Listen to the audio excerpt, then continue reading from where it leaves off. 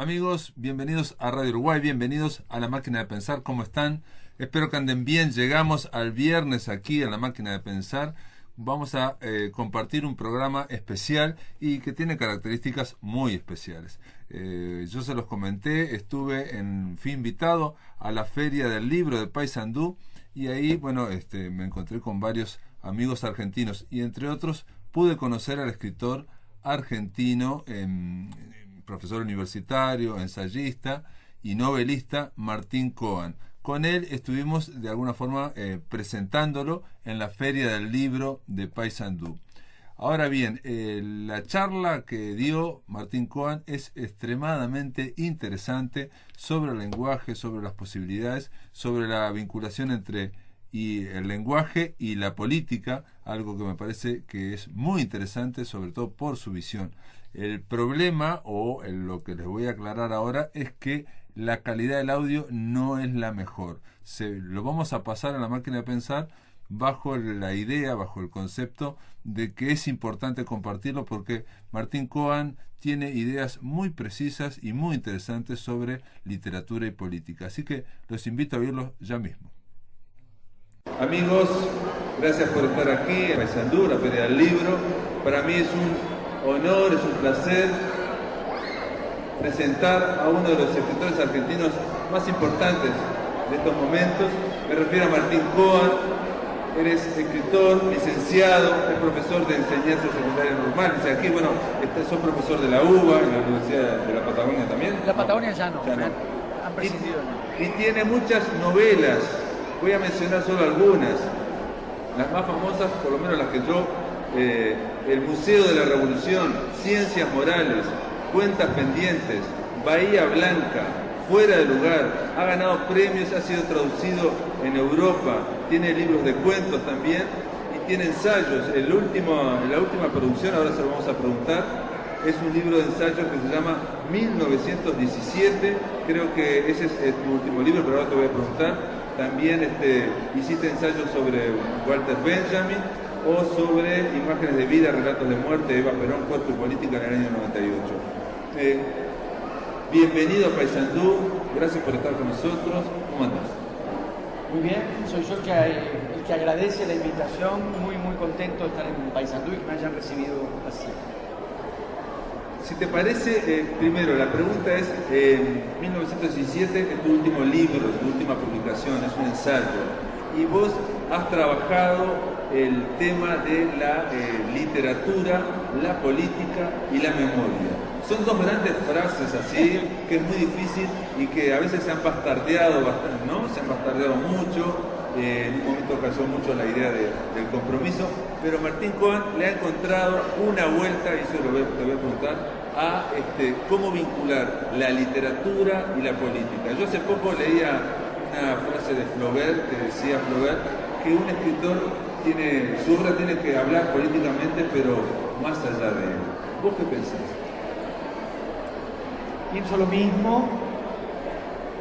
Yo creo que hay una tradición muy fuerte y que debe ser revisada o reconsiderada en la relación de literatura y política, y lo que decide Flaubert, que es anterior al compromiso. ¿No? Mencionaste dos figuras claves o dos referencias claves de la literatura francesa: el compromiso, que nos hace pensar en Sartre, obviamente, y mucho antes Flaubert. Sartre además escribió sobre Flaubert, así que tenemos un mapa bastante bien armado de este campo de cuestiones.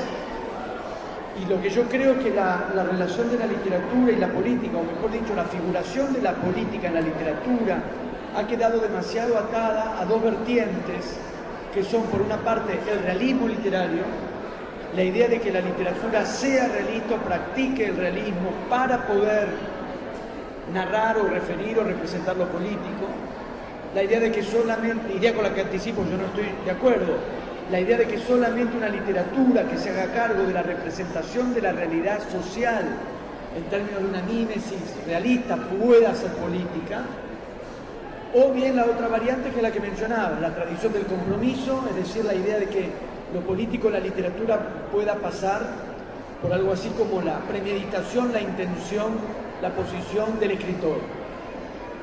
Me siento más cerca de la posición de Flaubert en ese sentido.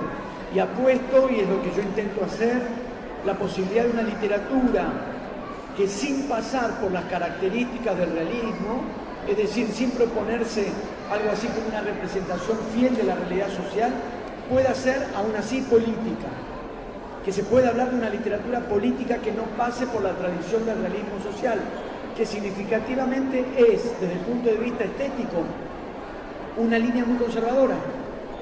La del realismo literario es una tradición estéticamente conservadora, y esta es una contradicción o una paradoja que en la izquierda arrastramos desde hace tiempo. Revolucionarios en términos políticos, pero conservadores en términos estéticos. Y me parece que un punto ahí es quebrar la premisa del predominio del realismo, o que haya que pasar por el realismo para que la literatura sea política. Y la otra cuestión clave es la que señalás. El compromiso suele ser compromiso del escritor, la posición que uno puede tomar como escritor o la posición que uno puede tomar socialmente. Pero como yo no considero que la literatura sea o tenga que ser la expresión directa de las posiciones del autor, como discrepo además de la... ¿No crees eso? Perdón, ¿no crees? Perdón, porque esto es importante. Cuando hablamos de literatura de compromiso, todo el mundo pensamos, por ejemplo, en Eduardo Galeano o en otros escritores, como Mario Benedetti o otros escritores, digo, por mencionar. Y la idea es siempre como que el mensaje político o, digamos, el fondo político de la obra es el del escritor, el del autor. ¿Vos crees que no necesariamente el mensaje político de la obra es el del autor? ¿Cómo es eso? Exacto. Voy a ser suave en mi disidencia porque nombraste dos autores uruguayos y estamos en Uruguay. Así que solo diré que leí y admiré fervorosamente. Vamos a mantenernos en territorio uruguayo. Leí y admiré fervorosamente a Eduardo Galeano y a Mario Benedetti, y mi vida de lector y mi vida sin más cambió cuando pasé a leer a Feliberto Hernández y a Onetti. El cambio en la línea ítalo-uruguaya de Benedetti a Onetti cambió mi vida de lector y mi vida sin más. Lo diré del modo más claro que pueda. Yo no creo que la literatura, y lo digo más enfáticamente, lo que me entusiasma de la literatura es que no necesariamente responde a las intenciones del escritor. Y como yo soy escritor a veces, pero lector casi todo el tiempo, pienso este asunto, lo pienso como lo que fundamentalmente soy, un lector. Y soy escritor algunas horas, pero muchas más horas soy profesor de literatura y me dedico a enseñar literatura. Si la literatura fuese solamente o prioritariamente o necesariamente expresión de las intencionalidades del escritor que la creó, que la hizo, la posición del lector sería muy pasiva. Y la posición del crítico literario, que yo lo soy, sería muy pasiva. Incluso estando el escritor vivo, en los casos en los que el escritor está vivo, bastaría con ir a preguntarle qué es lo que quiso decir y ya daríamos con aquello que se supone que tenemos que entender y que tenemos que encontrar en una obra. Por suerte no es así.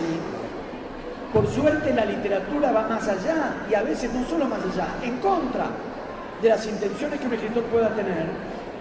Lo que leemos cuando leemos es una posición activa de producción de sentido. El sentido que un texto pueda tener, y lo estoy diciendo mal porque lo estoy diciendo en singular, los sentidos que un texto pueda tener no son meramente lo que el escritor quiso poner ahí. Ese es el imaginario del tesoro escondido. Sí. La idea de que un texto, el escritor tiene un tesoro que es el sentido, y el sentido responde a su intención, esconde eso en un texto, y el lector ¿qué tendría que hacer? Hacer como una búsqueda hasta que logra desenterrar eso y encontrar algo que es lo que el escritor quiso decir. La moraleja sería. Es algo del orden de la moraleja, es algo del orden del mensaje, porque hay también una tradición política muy fuerte que era la literatura de mensaje. Entonces, otra vez, el escritor es el que tiene un mensaje para dar, lo deposita en el texto y el lector recoge ese mensaje. Ese lugar es totalmente pasivo para el lector, porque el lector se limita a recibir un mensaje o a recibir supuestamente un sentido que es el escritor quiso poner.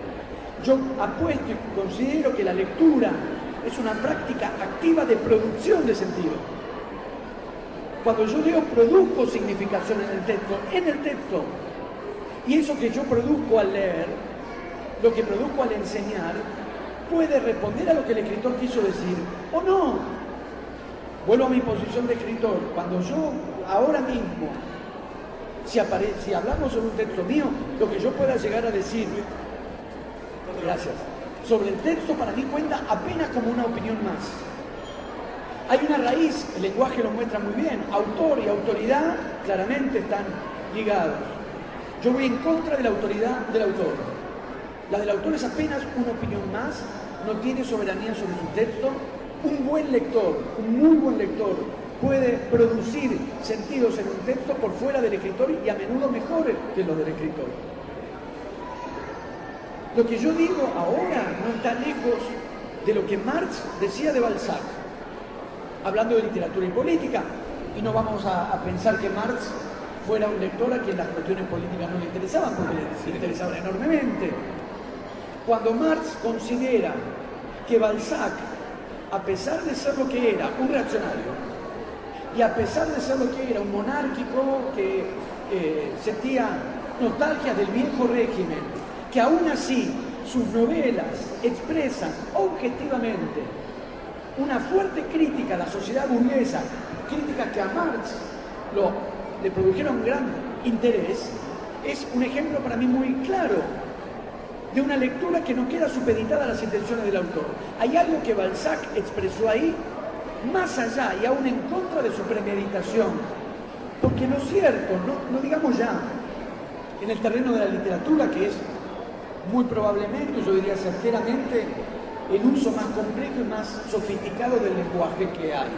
De todos los usos sociales del lenguaje, el más elaborado, incluso los escritores malos, es el de la literatura. Dentro de la literatura, la poesía. Y dentro de la literatura, la poesía.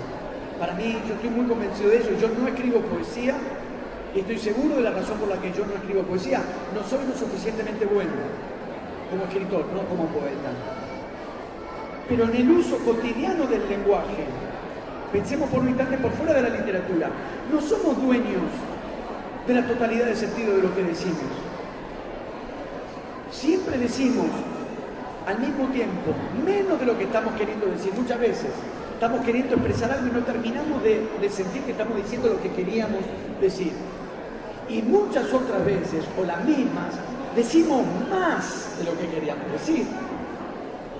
Por eso hacemos psicoanálisis y nos gastamos la cuarta parte o la mitad de nuestro sueldo. Si fuésemos dueños, si hubiese identidad entre la intención del decir y el decir, en las sesiones del psicoanálisis yo voy. Muy a menudo el que no va te pregunta, ¿qué te dijo el analista? ¿Qué te dijo? ¿Qué te dijo? También ahí está la idea de qué mensaje te dio la Exacto. ¿Qué interpretación te dio? ¿Qué interpretación te dio y qué verdad te dio? No funciona así. No funciona. El buen psicoanálisis está como yo creo que entenderlo.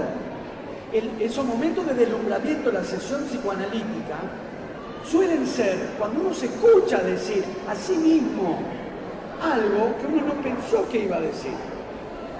No quería decir, pero lo dijo. No advirtió que lo había dicho, pero lo dijo. En esos actos fallidos, digamos, cuando dice un lapsus lingüe, digamos, cuando uno dice una palabra que no debería haber dicho, se transforma en algo. Sí. O la decís como palabra neutra, aparentemente insignificante, pero la usaste un día que hablaste de algo que sí te importa mucho. Y esa palabra indica una conexión que no estaba en tu intención. Porque si hubieses sabido que esa conexión existía, no lo decías, pero lo dijiste. Si eso ocurre con uno hablando cotidianamente de uno mismo y ya el discurso está por fuera, va más allá de la intención. No digo que esté completamente por fuera, pero va más allá de la intención. ¿Qué no va a pasar en la literatura? Donde el discurso tiene un grado de elaboración mucho mayor, donde el lugar de enunciación, la posición de enunciación en una novela, lo primero que uno inventa es el narrador. El primer paso de una ficción es el narrador. Incluso los textos autobiográficos, los del Hebrero, la voz que enuncia, hay que construirla literariamente. Entonces, ¿cómo pensar que eso va a quedar totalmente subsumido en la intención? Hay una intención y hay mucho más que la intención. Y los lectores leemos en ese mucho más. Entonces, el problema de cierta tradición de literatura política era esta idea que coloca al lector en un lugar totalmente pasivo, donde hay alguien que entendió, que tiene un mensaje para dar. A mí esto me resulta más religioso que político. Alguien que tiene una verdad, la sabe, se dirige a otro que no la sabe. Amigos, estamos escuchando la charla que dio Martín Cohen en la Feria del Libro de Paysandú. Yo tengo una pequeña suerte, y no premeditada, que es que en una de las universidades donde doy clase los vidrios están casi siempre sucios. Entonces el ejemplo de la ventana y de la transparencia funciona perfectamente porque uno todo el tiempo sabe que hay de por medio de un vidrio porque está sucio. Sobre todo en la literatura, porque en el uso, en la vida cotidiana, las palabras podemos llegar a usarlas sin percibirlas, como bien decís, como si fuesen transparentes. Como si el recorrido de la palabra a la cosa pudiese ser directo, o intentamos que sea directo. Si yo digo, alcanzame el vaso, necesito no pensar en la palabra vaso como palabra, porque me estoy comunicando y porque siempre pienso el mismo ejemplo. Si yo digo, quedó la puerta abierta, supongamos que estuviésemos en un lugar donde entra frío, y digo, quedó la puerta abierta con la intención de que alguien sea macanudo y vaya y la cierre, no voy a registrar, y conviene que no registre, que puerta y abierta riman, porque riman. Claro. En el mundo de la vida, si lo que yo quiero es que cierren la puerta porque entra frío, no importa que rimen y no registro que riman, porque cuando digo puerta estoy pensando en la puerta, no en la palabra, como si pudiese ser transparente. En la vida. Exacto. Y como quedó abierta, quiero que la cierren, digo abierta.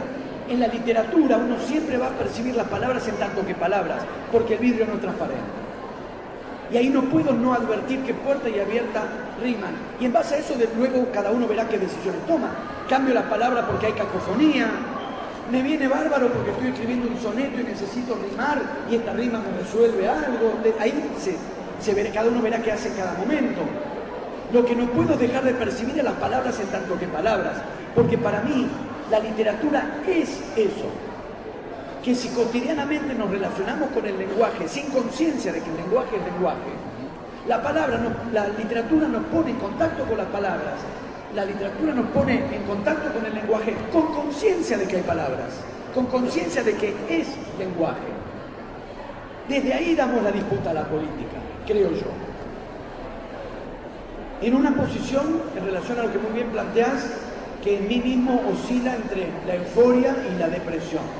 Euforia bastante alta y la depresión más profunda, porque cuando yo pienso en las condiciones de la literatura, en la potencia de sus figuraciones sociales, en lo que la literatura es capaz de hacer con el lenguaje y con el imaginario y con los sentidos, me veo casi enarbolando la literatura para dar todas las disputas políticas. Cuando uno luego advierte, algo que también es fácil de advertir, que es que la circulación social real de la literatura es siempre minoritaria. Porque la verdad es que ahora, acá somos un montón y yo estoy muy feliz, pero en escala sociopolítica, la literatura tiene siempre una circulación relativamente restringida. Por lo tanto, ¿qué eficacia social concreta puede haber en todo esto tan prodigioso que la literatura hace si después hablamos de un universo total de 10.000 personas? Así que oscilo. Pero la disputa con la política es no solo porque podamos estar ideológicamente en desacuerdo, que lo estamos. Digo, casos concretos. Tomemos dos casos. Uno que sugerías, Bolsonaro. Uno que podría agregar, Macri, que es el presidente argentino.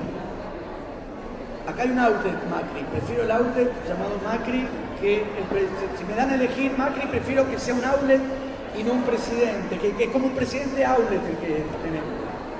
La disputa que uno tiene, porque estoy en desacuerdo con uno y con otro, siendo como son distintos entre sí, pasa no solo por lo que pensamos, que también, y por las respectivas ideologías políticas, que también, sino que tiene que haber algo en la literatura.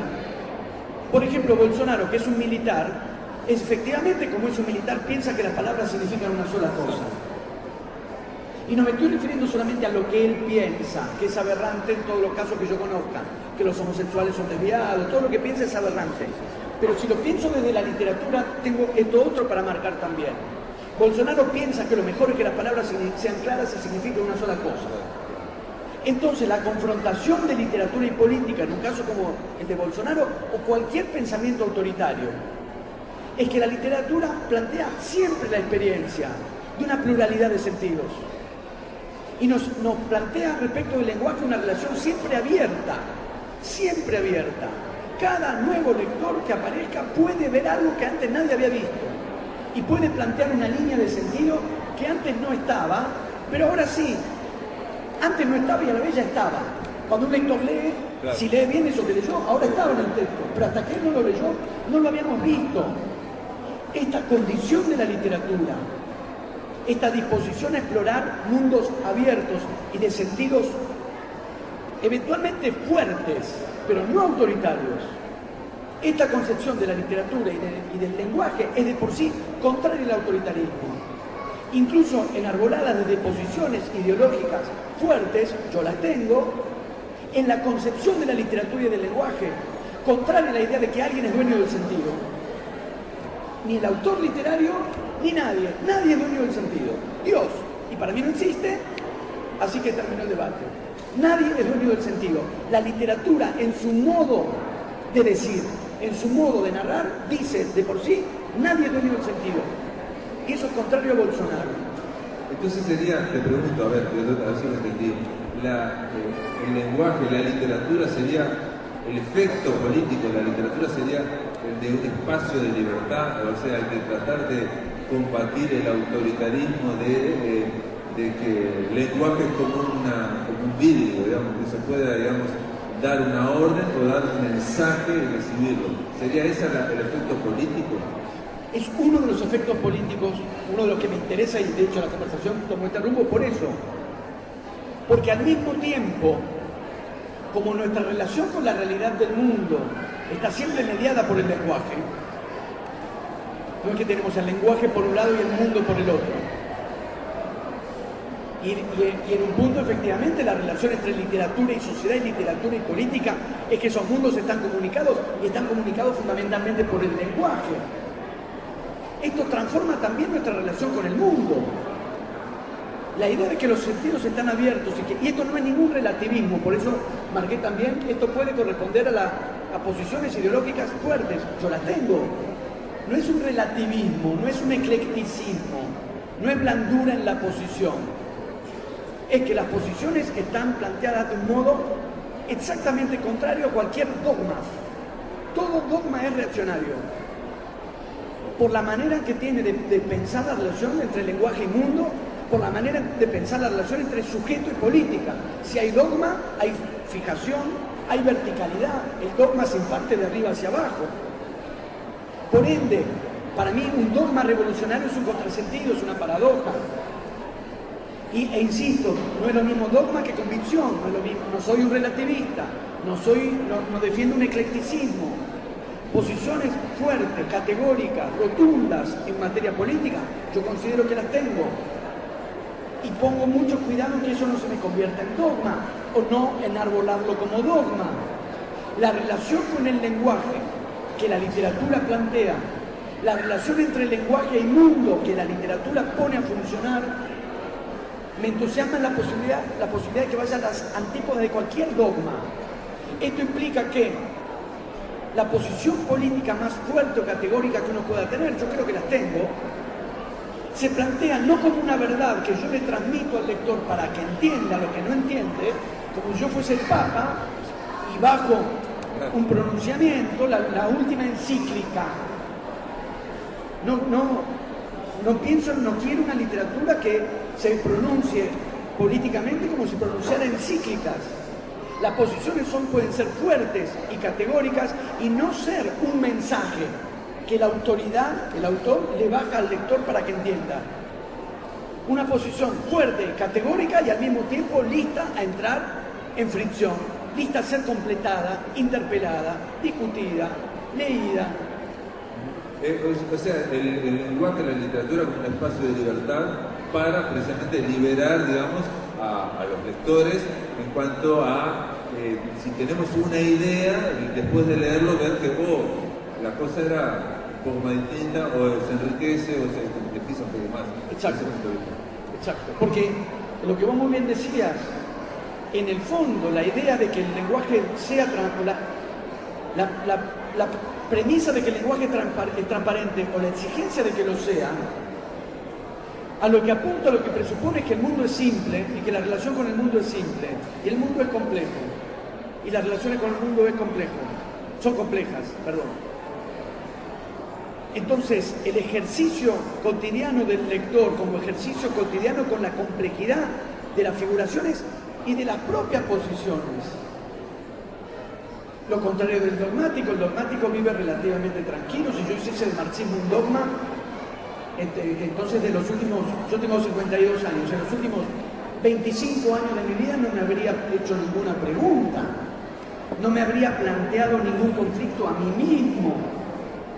Al no hacerlo un dogma, sí una convicción, desde esa convicción interpelo el mundo me interpela, y si yo escribo algo, cada lectura me interpela, porque me abre cosas que yo no pensé, y en cierto modo las escribí, pero no las preví, no estaba en mi intención, pero alguien las lee y las reconozco en el texto que yo mismo escribí, y eso que alguien lee y marca estaba ahí, aunque yo no lo había premeditado.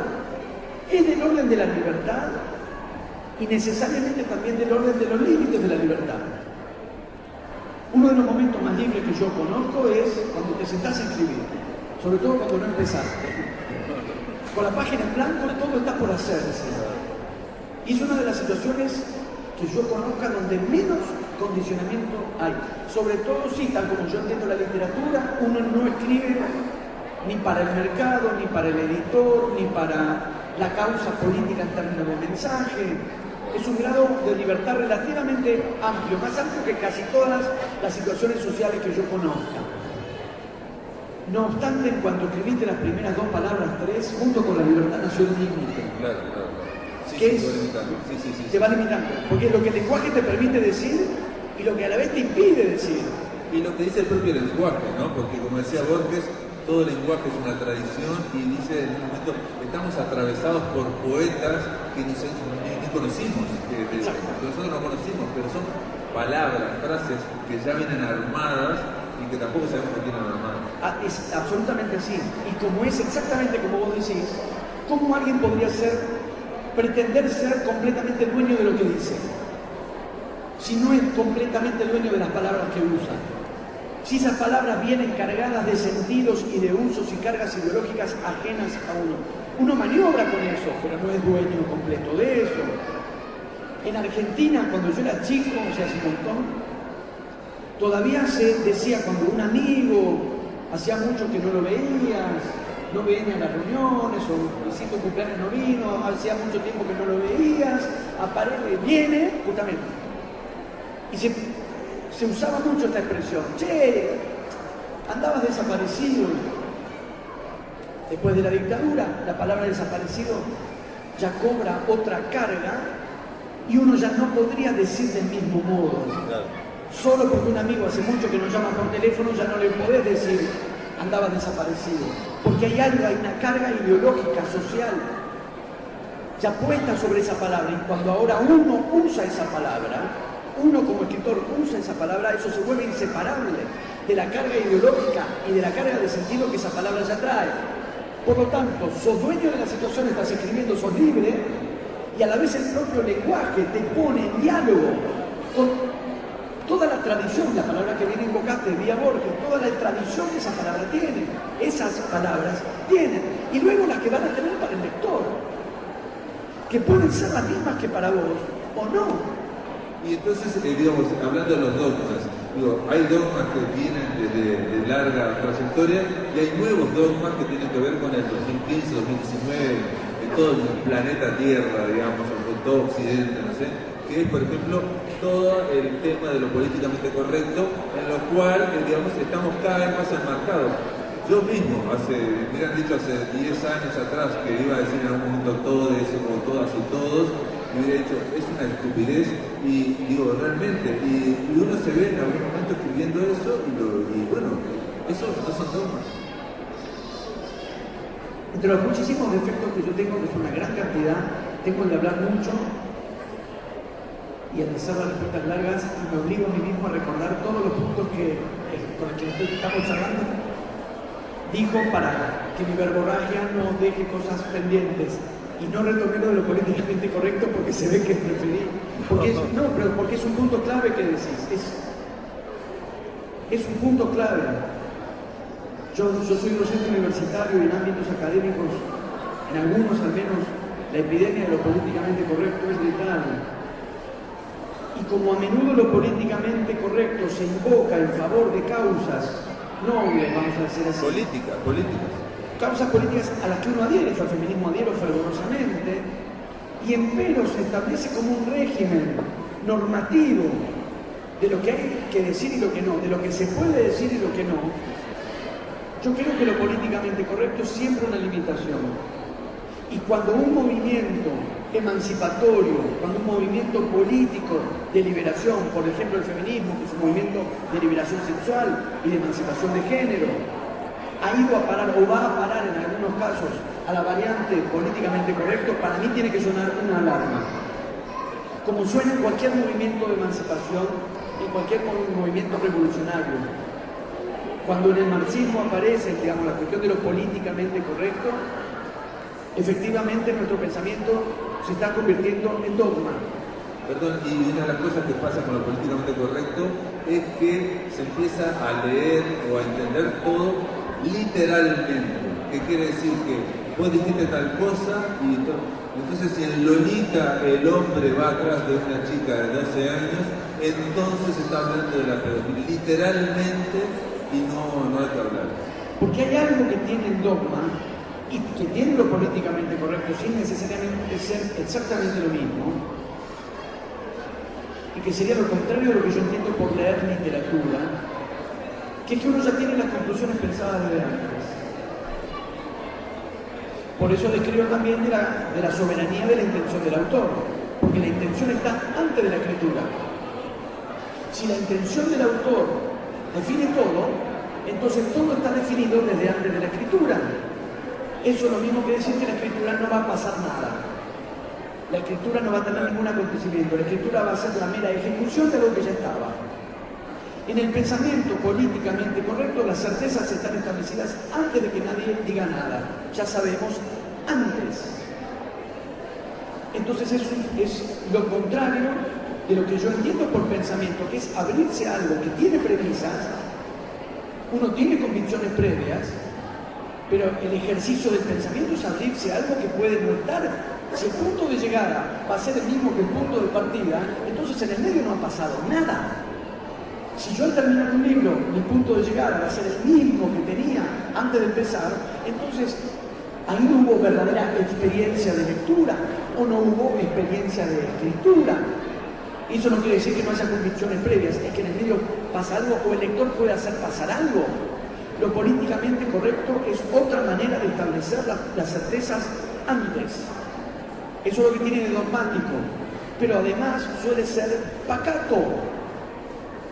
Por eso choca como choca, a mi criterio, con movimientos emancipatorios y de liberación sexual, como es históricamente el feminismo. Y tiende a ser represivo, porque nos indica represivamente lo que podemos decir y lo que no, con una carga de hipocresía muy grande, dentro también lo propio de lo políticamente correcto, que tiene una carga de hipocresía muy grande. ¿Qué era? Cuida las formas. Me parece que hay una deformación lingüística. Cuida lo que se puede decir y lo que no, y dejas al mundo intacto. Gente, en este último bloque vamos a terminar de oír la charla que diera Martín Cohen en la Feria del Libro de Paysandú. Voy a poner el abogado del diablo. Digamos, es la idea de que el lenguaje, así como yo le dije, la literatura está atravesado por, como dijo Borges, poetas que ni siquiera conocemos el nombre de ellos, ni sabemos qué sintieron, pero esos tipos hicieron algo que nos atraviesa. De la misma forma se dice que el lenguaje está atravesado por contradicciones y por ejemplo, machismos, obviamente, ¿no? Atravesados, sí. O por figuras patriarcales, obviamente, claramente están atravesados. Entonces la idea es que hay que cambiar esas palabras para liberar. Sí. Estoy de acuerdo, para mí efectivamente es así. El lenguaje tiene esa carga ideológica y las formas de dominación, las formas de sometimiento social quedan efectivamente expresadas y expresadas con sutileza en el lenguaje. Ahora se usa menos, pero en Argentina cuando los chicos chiquitos se portaban muy mal, la frase de los padres era portate bien, no seas indio. Homologando indio a desorden, alboroto. Ahora, si vos aprendés a cuidar eso en el lenguaje, ¿a qué le llamaba yo hipocresía? Aprender que no corresponde decir indio cuando un niño se porta mal, pero no te preocupa la matanza de mapuches. Muere como muerto en una protesta por el sometimiento de mapuches en la Patagonia Argentina, y vos decís, bueno, que se jorobe. A eso me refería con que... o digo, por ejemplo, trabaja como un negro, que se trata de no sé qué, pero después vas por la calle y las... Claro, exacto. Vos aprendiste que no hay que decir trabaja como un negro, pero a la empleada doméstica no le pagás la carga social. A eso me refería también con que, digamos, el lenguaje está unido, hace rato decía, bueno, las palabras, no tenemos una relación con la realidad del mundo sin palabras de por medio, pero las palabras no son la totalidad de la relación con el mundo. Entonces hay un gesto hipócrita en lo políticamente correcto, no se dice mucama, se dice la chica que ayuda en casa. Muy bien, ¿le pagás la jubilación, la carga social de jubilación? Porque ahí esa es la diferencia que yo haría entre la toma de conciencia en el lenguaje y el lenguaje como hipocresía. Y lo que yo creo que lo políticamente correcto tiende a la hipocresía. Efectivamente hay una carga ideológica, estoy totalmente de acuerdo. Que se diga hombre para definirnos a todos, expresa esa carga ideológica. Que se hable de Dios en masculino, expresa esa carga ideológica. Y creo que efectivamente el proceso de transformación que yo, que adhiero al feminismo, participo e impulso, tiene que traspasar también al lenguaje. Estoy totalmente de acuerdo con eso. La pregunta para mí a continuación pasa a ser ¿cómo se produce eso? Bueno, porque eso es lo que te estoy escuchando y pensaba eso, digo, si el lenguaje, la literatura es un espacio de libertad y donde se va a promover de alguna forma la incertidumbre o un viaje, ¿no?, donde las certezas se conmuevan, y eso que tenés que hacer con el barro que te dieron, que es el lenguaje, que viene con todos los materiales que tenía el barro, ¿no? Se ha caído a veces en una literalidad que si alguien dice negro por tal cosa, eso no lo leo más porque es racista, no sé, Faulkner es racista, no sé, digo, hay esa literalidad. Absolutamente. Y yo digo, trabajando con el barro, con ese barro, con ese lenguaje, puede ser que a mí, por ejemplo, utilice cosas que no sean políticamente correctas. Exacto. Y que tenga un sentido socialmente crítico o crítico la lucha de géneros mucho más poderoso que la lista de normas de lo políticamente correcto. Por lo mismo que vos estás diciendo. Y por lo mismo que venimos desarrollando, como el ejemplo de la transparencia de la ventana, presuponer la literalidad. Efectivamente, esas lecturas suelen ser literales porque tienen esa instancia también, otra vez, autoritaria. En el fondo desean que el lenguaje diga una sola cosa. Dos cosas sobre eso. La dinámica del lenguaje, lo sabemos, está dada por una relación entre norma y uso. Es esa dinámica que se da entre las normas y el uso. La dinámica de transformación del lenguaje en todos los idiomas conocidos y en todas las sociedades conocidas se da en el uso. En la dinámica, el lenguaje es algo vivo, el lenguaje es un componente social vivo porque está en uso. Y el uso es lo que marca la dinámica de las transformaciones y las normas van detrás de eso y recogen los cambios que se producen en el uso. Yo vivía cuando era chico en Buenos Aires, en la calle 11 de septiembre. Cuando se admitió septiembre en vez de septiembre, a mí me llevó un tiempo quitarme la sensación de que faltaba una letra. Pero la verdad es que la P delante de la T es molesta para la pronunciación. Pasa lo mismo con obscuro. Si compran algún libro muy viejo de los años 20 del siglo pasado, van a encontrar obscuridad. Debe haber pocas cosas tan molestas en el mundo y en la vida la B larga delante de la S y de la C. Cayó en el uso. Dejamos de decir oscuridad, empezamos a decir oscuridad, porque molesta muchísimo esa B.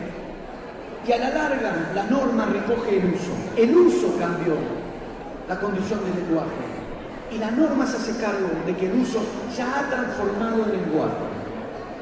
Lo que yo creo es que los lastres de machismo, los lastres patriarcales que el lenguaje tiene, que los tiene, porque como decimos, el lenguaje es expresión de una ideología social, han de transformarse desde la dinámica del uso.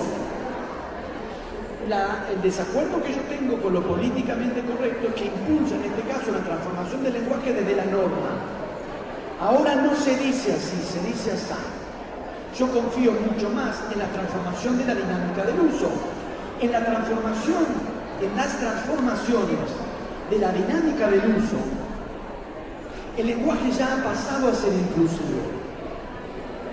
Si yo les dijera ahora, en 10 minutos nos vemos todos en la esquina y ¿vienen solamente los varones? Porque yo dije todos. Los gays no vienen, los trans no vienen, los travestis no vienen, vienen todos. Porque ya logramos en la dinámica del uso que esa marca, que alguna vez correspondió a que los espacios eran predominantemente masculinos o exclusivamente masculinos, y por eso decíamos todos, y cuando decíamos todos, excluíamos todas, y excluíamos trans, travestis, etcétera, etcétera, etcétera, etcétera, una serie combinatoria sexual que excede mis conocimientos. En la dinámica del uso ya modificamos eso, esa batalla ya la ganamos en el lenguaje. Y la ganamos desde el uso, porque convertimos en el uso al lenguaje inclusivo desde el momento en que, diciendo todos, sabemos que las mujeres están también ahí. E insisto, si yo digo, ahora vamos a regalar dinero, vengan todos, van a venir las mujeres también, y no solo por admisión, sino porque ya hemos convertido eso en inclusivo. Esa marca lexical que alguna vez significó hombres sí, mujeres no, ya la hemos transformado en el uso. Y ese factor de exclusión de la O, veo un desacuerdo en tercera fila, pero podemos discutirlo, podemos debatir. Sí, ahora yo iba a decir que... En la dinámica del uso, no diré hemos doblegado, porque la lucha está transcurriendo, pero estamos doblegando. Estamos doblegando. Bueno, Martín Cohen, impresionante Martín Cohen. Yo sigo hablando con él y sigo hablando y le sigo preguntando otras cosas. Quería hacer una última pregunta política en este sentido. Se me ocurrió, escuchándote, Martín, que cuando vos decís que lo políticamente correcto intenta fijar el medio del lenguaje para tratar de resolver injusticias, y limita, por ejemplo, el humor, limita, por ejemplo, la ironía. Y yo digo, ¿no se habría equivocado, pregunta capciosa, nomás, de blanco con respecto a blanco, que hago tiro a blanco, no con respecto a quién es el enemigo? Porque cuando se cambia lo políticamente, cuando se cambia el lenguaje, el verdadero poder mira y dice, todo bien, cambia, pongan todo bien. Eso está ocurriendo. Pongan todos y se mantiene una condición fundamental. El poder tiene, soy Foucaultiano en esto y tantísimas cosas. El poder opera de diversos modos y por diferentes entradas y salidas. Sí me llama la atención, pero porque soy marxista, el poco tiempo que estamos dedicando, y con esto no desmerezco para nada la cuestión del lenguaje de la que hemos hablado todo el tiempo, pero todavía no hemos conseguido la premisa de que haya igual remuneración por igual trabajo. ¿Qué libertad puede haber? ¿Qué emancipación puede haber si no hay igual remuneración por igual trabajo? Es decir, si seguimos sosteniendo la estructura de dependencia económica de la mujer respecto del hombre. El modelo patriarcal, cierto esquema de tradición familiar del modelo patriarcal que asigna al hombre la responsabilidad económica en el núcleo familiar y a la mujer el cuidado de la casa y de los hijos, se está manteniendo, a mi entender, de un modo alarmante, está casi intacto. Cuando yo era adolescente, tenía 16, 17 y decidí que iba a estudiar letras, que me iba a dedicar a la literatura, mis padres se preocuparon profundamente. Mi madre sigue preocupada hasta el día de hoy. Yo tengo una hermana que es un año más chica que yo, un año más chica, un año y medio, que estudió para maestra diferencial, que es otra profesión con la que se gana muy mal. Mis padres, cuando mi hermana y yo decidimos sendas carreras de hambre o de sed, hambre no, de preocupación económica, carreras poco prometedoras económicamente, vamos a decirlo así, no reaccionaron con la misma preocupación respecto de mi hermana y respecto de mí. Se preocuparon más por mí. ¿Por qué? Porque se suponía que el día de mañana yo, porque soy varón, iba a tener la responsabilidad económica principal al frente de una familia. Mi hermana se iba a casar con algún hombre que, bueno, iba a poder ser maestra y ganar mal, que es como ganan las maestras en Argentina. Esa estructura patriarcal yo la veo casi intacta. Cierta premisa de que los hijos son más de la madre que del padre, o que son del padre por delegación de la madre, su poseedora, los cede al padre. Cuando te separás, ni hablar. Se establece una cosa aberrante que se llamaba hasta hace poco régimen de visita para el padre. Los hijos son de la madre, el padre los visita, que es el modelo familiar patentado en 1940. El hombre salía de la casa al trabajo a las 8 de la mañana y de algún modo llegaba de visita a su propia casa, aunque no estuviese separado, a las 8 de la noche, donde encontraba a la mujer que se había ocupado de la casa y de los hijos. Ese modelo familiar, que es absolutamente machista y patriarcal, perdura más de lo que a mí me gustaría. Amigos, espero que les haya interesado, más allá de y pedimos disculpas de la baja calidad del audio de esta charla que dio el escritor argentino Martín Coban, insisto, un gran ensayista y un gran novelista argentino que nos pareció que valía la pena compartir con ustedes esta charla tan pero tan interesante. El lunes continuamos aquí a partir de las 19 horas por Radio Uruguay. Espero que lo pasen muy pero muy bien.